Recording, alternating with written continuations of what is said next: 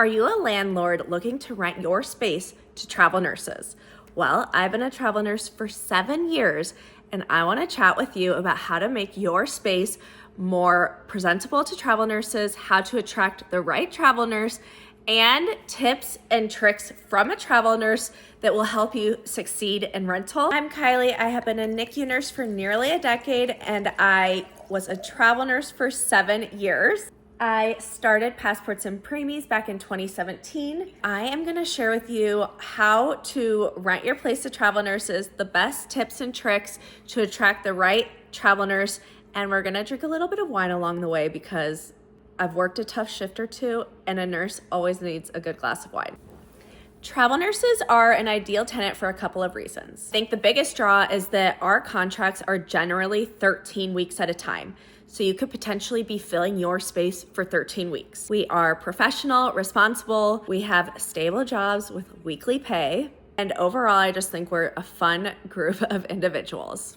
So if you are tired of inconsistent tenants or having long gaps between people moving in, a travel nurse is right for you. We can offer a consistent stream of income without the risks of long-term leasing. If you want to rent a travel nurse, where should you list your rental property? So a few good starters would be Airbnb, VRBO. Another good place would be Facebook groups. Go into Facebook and try to type in travel nurse housing for Seattle, and you could potentially list your property on one of these Facebook groups. I think once you start to attract travel nurses, you can then use them to spread your property, right? If they liked it, can they share with their other travel nurse friends? Or maybe you could get a review for them so that when other travel nurses are looking to move in, you could say, hey, listen, I had this tenant, she was a travel nurse, this is what she had to say about me.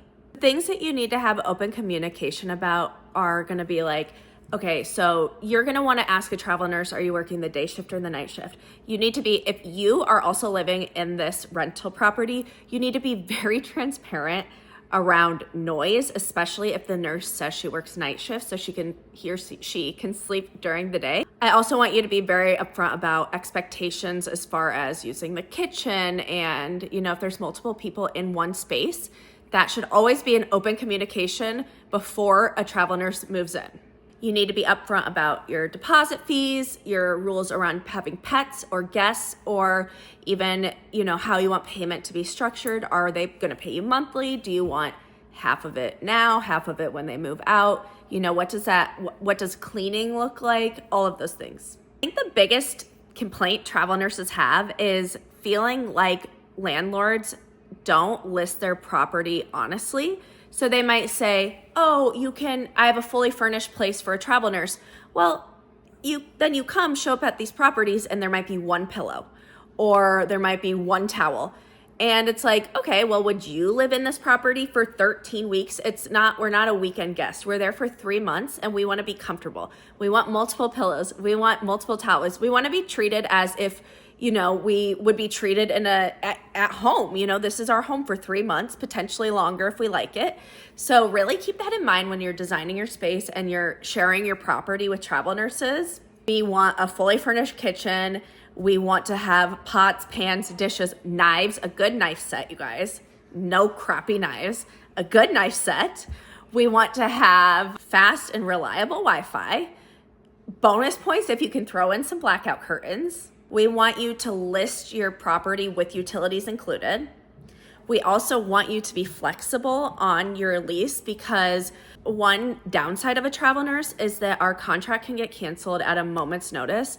So you will honestly earn so many brownie points if you are flexible with returning payment if a nurse has to move out early.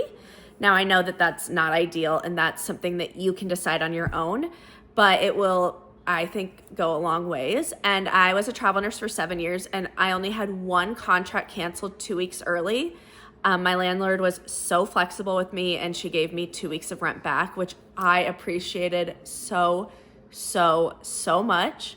I think that every travel nurse appreciates when a landlord understands those types of things. It'll also be helpful if you include in your listing how far you are from each hospital, maybe how far you are from public transportation, what is the parking situation like, making sure that we feel prepared to show up and go to work.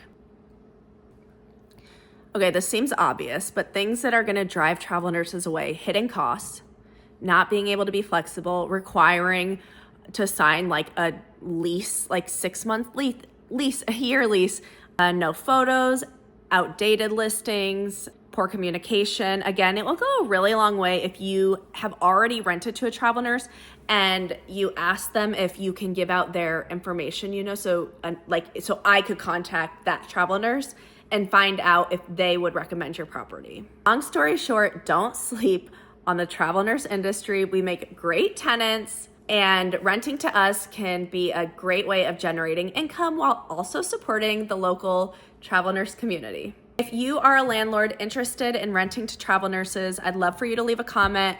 If you've already rented to a travel nurse, I'd love to hear about your experience. And if you are a travel nurse watching this video, I want you to also leave a comment and let landlords know what you are looking for when you're looking to rent a property.